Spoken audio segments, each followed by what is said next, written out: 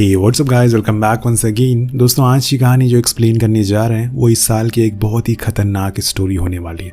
तो कहानी की शुरुआत में हम सारा नाम की लेडी को देखते हैं जो खून से लथपथ थी।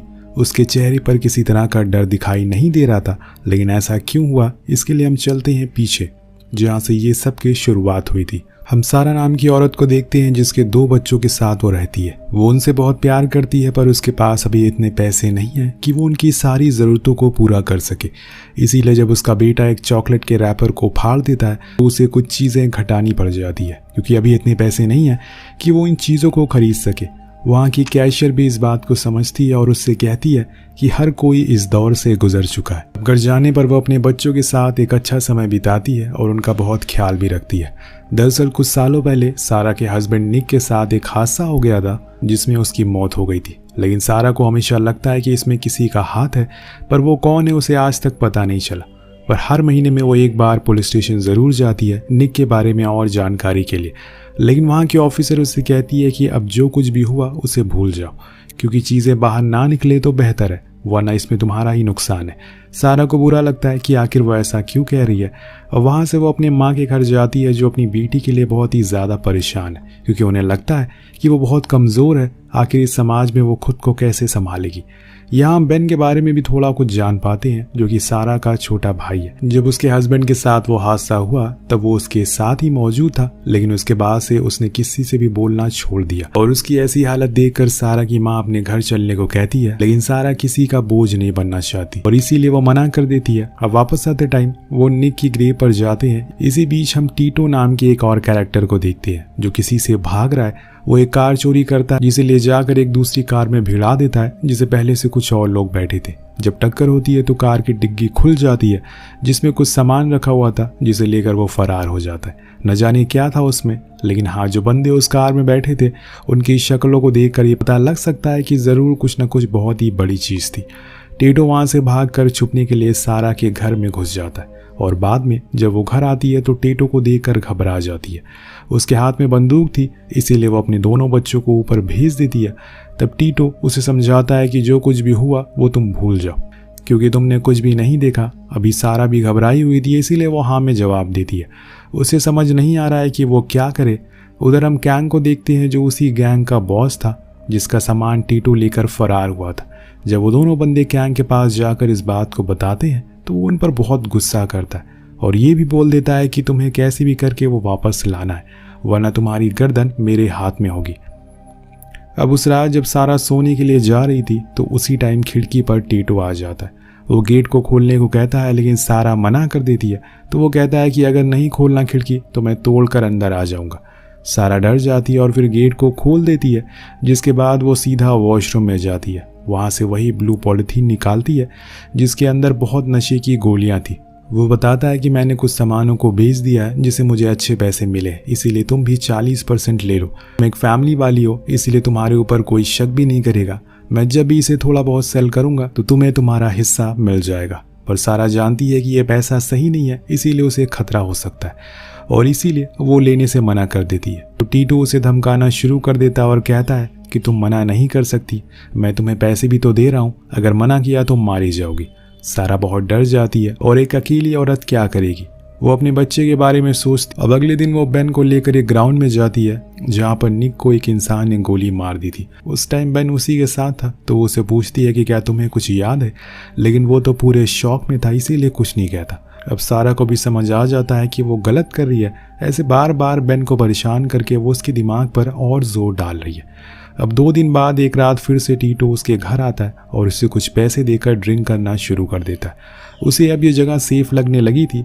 यहाँ सारा को लगता है कि शायद वो उसके हस्बैंड को जानता होगा, इसीलिए वो उसके बारे में बताते हुए कहती है कि उन पर पुलिस ने झूठ आरोप लगाया था कि वो नशे का सामान बेचते हैं, पर वो ऐसा कभी नहीं कर सकता। टीटो मना करता है कि वो किसी को भी नहीं जानता। यहाँ बातों ही बातों में टीटो सारा को बता देता है कि उसने ये सामान एक गैंग से चुराया है। ये सुनते ही सारा खड़ी हो जाती है और बोलती है कि इस घर में मेरे 2 बच्चे रहते हैं, मैं उनकी जान खतरे में नहीं डाल सकती, तुम्हें किसी और जगह इसे छुपाना होगा। तो टीटो उसे कहता है, बस कुछ दिन की बात है, फिर सब कुछ ठीक हो जाएगा।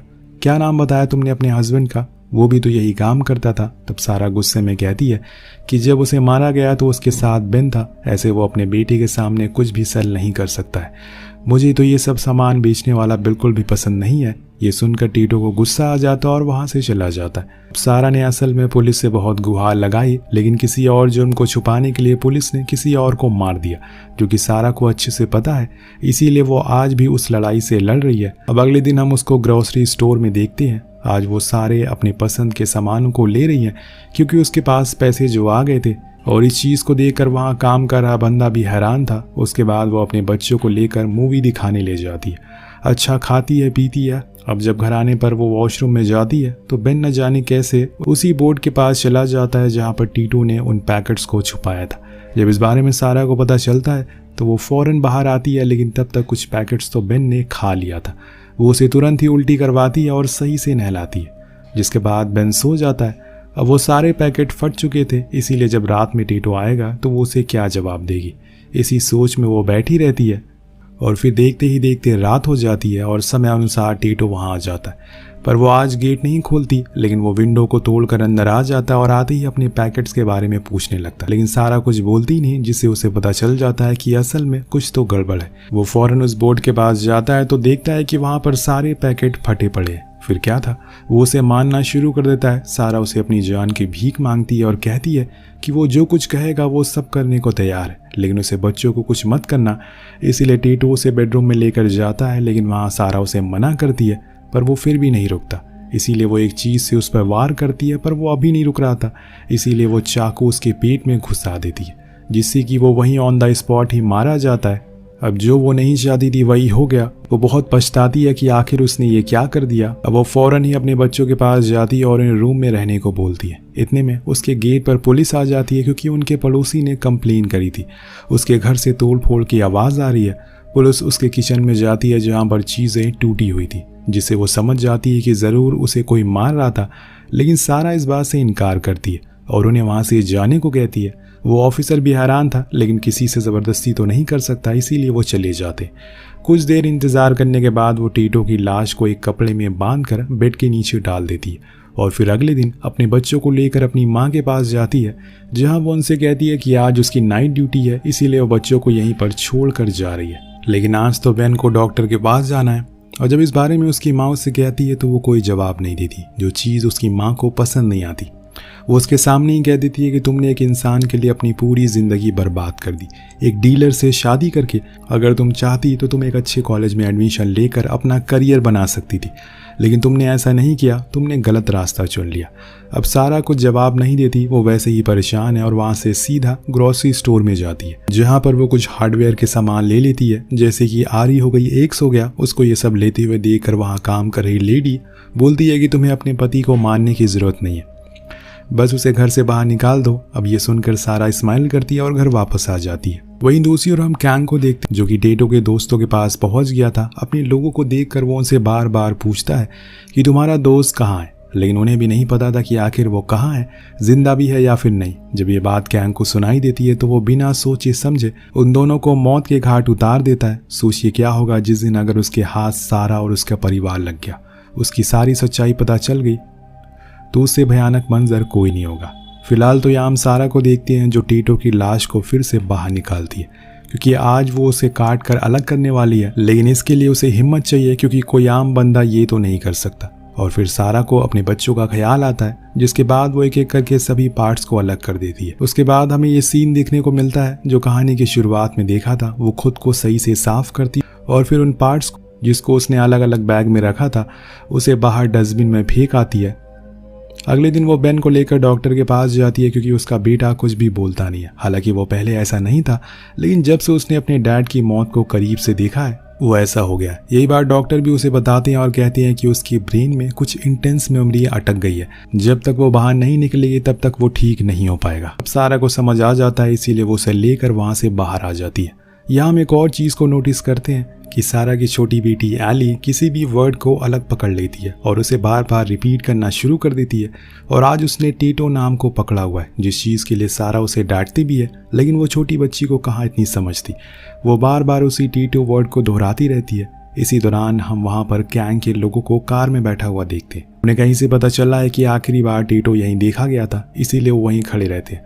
वहीं से सारा भी गुजरती है, जिसकी बेटी के मुंह से वो उस नाम को सुनकर एक बंदे को उस पर शक होता है, इसीलिए वो अपने लोगों को उस पर नज़र रखने को कहता है। फिर क्या था, वो उसके घर के सामने ही अपनी कार लगा देते हैं और नज़र रखना शुरू कर देते हैं। जब सारा घर पहुंचती है तो वहाँ उसे मिलने के लिए एक सोशल वर्कर आती है, जिसे खबर मिली है कि कल की रात सारा के साथ कुछ हुआ है। उस लेडी को ये भी लगता है कि सारा अपने बच्चों को पालने के लिए सक्षम नहीं है। उसकी बातें सुनकर उसे गुस्सा आ जाता है और वो सच कह देती है कि कल की रात मेरे घर एक आदमी घुस आया था जो मेरे साथ ज़बरदस्ती करने लगा। मैंने उस पर चाकू से वार किया तो वो भाग गया और इसी दौरान हमारे बीच हाथापाई भी हुई थी। जब वो लेडी चली जाती है तो सारा नोटिस करती है कि कुछ लोग उसके घर के बाहर बहुत देर से खड़े हुए।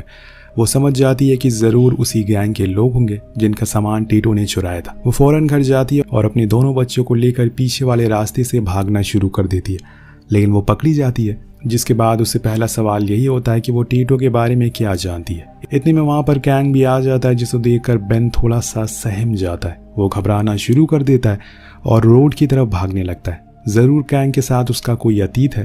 तभी उसके सामने गार्बेज ट्रक आकर रुकती है। वो तो अच्छा है कि उन्होंने ब्रेक मार ली, वरना वो मारा जाता। पर इसमें उसकी माँ की जान भी बच जाती है, क्योंकि उन वर्कर्स ने उन लोगों से सारा को बचा लिया था। पर अपने बेटे को ऐसे घबराया हुआ देखकर सारा फिर पूछती है कि क्या ये वही आदमी जिसने तुम्हारे डैडी को मारा था? तो बेन हाँ में जवाब देता। अब सारा को उसका जवाब मिल गया था और ये भी समझ आ गया था कि अब उसे क्या करना है।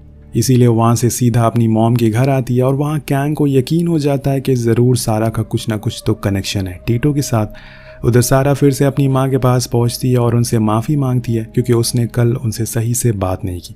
पर यहाँ उसकी माँ भी उसे माफ़ी मांगती है, क्योंकि उसे हमेशा से यही लगता है कि उसके हस्बैंड और उसके बीच ज़्यादा प्यार है, जो चीज़ उसे हमेशा खुद के लिए खलती है, क्योंकि उसके हस्बैंड ने कभी उसे उतना प्यार नहीं दिया।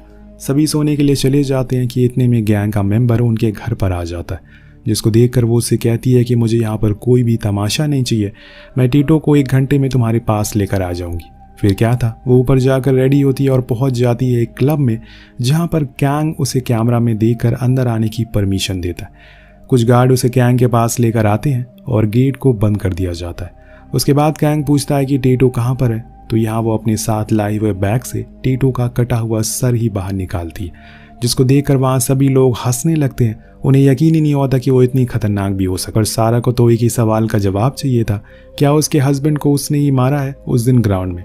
और ये सुनते ही कैंग की हंसी गायब हो जाती है। उसे पता चल जाता है कि ज़रूर वो उससे बदला लेने के लिए आई है और इसीलिए वो एक बंदे को आगे भेजकर उसे मारने को कहता है। लेकिन सारा के सर पे जुनून सवार था, वो अंधाधुंध गोलियां बरसाना शुरू कर देती है, जिसमें उसे वहाँ खड़े सारे बंदे मारे जाते हैं। पर कैंग बच जाता है, वो डेस्क के पीछे छुप गया था। सारा उसके करीब जाती है और उसके सर पर बंदूक तान कर पूछती है कि आखिर उसने ये क्यों किया। तो यहाँ वो सच्चाई बताते हुए कहता है कि एक दिन जब वो एक बंदे से पैसे लेने के लिए गया था, तो वहाँ वो इंसान पैसे नहीं दे रहा था। अगर तुम्हारा हस्बैंड मेरे काम में टांग नहीं आ रहा था तो आज वो जिंदा होता, लेकिन वहाँ उसकी जान बचाने के लिए वो आ गया और मुझे मजबूरन उन दोनों को मारना पड़ा। ये बताते बताते वो अपनी बंदूक को उठाने ही वाला होता है कि इतने में सारा उससे भी शूट कर देती है और उस गैंग की पूरी कहानी ख़त्म कर देती है। इधर पुलिस को डस्टबिन में कुछ बॉडी पार्ट्स मिलते हैं, जिसे उन्हें लगता है कि शायद ये 2 गैंग के बीच में लड़ाई हुई होगी, इसीलिए कोई इस पर शक नहीं करता। अगले सीन में हम सारा को देखते हैं, जो पहले से अब काफ़ी बेहतर हालत में। उसने खुद का ख्याल रखना भी शुरू कर दिया है, क्योंकि जिस चीज़ का वो सालों से इंतज़ार करी थी उसने वो कर दिया आखिरकार। तभी वहाँ पर एक स्टोर के एम्प्लॉय आता है। वो उसे थोड़ी बदतमीज़ी करने लगता है और ये पहली बार नहीं था, वो पहले भी ऐसा कर चुका है। लेकिन सारा पहले कुछ नहीं बोलती थी, पर आज वो उसे जवाब देती है और कहती है कि अगर तुमने मुझे फिर से तंग किया तो मैं तुम्हारे मैनेजर से शिकायत करूंगी कि तुम मुझे अपना प्राइवेट पार्ट दिखाते रहते हो, वो भी मेरे बच्चों के सामने। वो हंसते हुए कहता है कि वो यकीन ही नहीं करेगा। तभी हम एली को सुनते हुए देखते हैं, जो बार बार प्राइवेट पार्ट नाम का वर्ड दोहरा रही थी, जिससे वो बंदा डर जाता है और सारा स्माइल करती है। वेल, यहाँ पर यह साबित हो जाता है कि इंसान अगर चाहे तो खुद की कमज़ोरी को वो ताकत बना सकता है। सारा की माँ हमेशा चाहती थी कि वो एक स्ट्रांग वुमेन बने, और आज उसने वो बनकर दिखा भी दिया। उसने अपने कैरेक्टर को पूरी तरीके से बदल कर रख दिया। कहानी की शुरुआत में हमने डरा हुआ एक सारा देखा था, लाचार एक सारा देखी थी, लेकिन अब जो सारा देख रहे हैं वो किसी से डरती नहीं है। इस कहानी से आपको क्या सीख मिलती है नीचे कमेंट करके ज़रूर बताएगा। मिलते हैं अगली वीडियो में। Thank you so much watching. Peace out.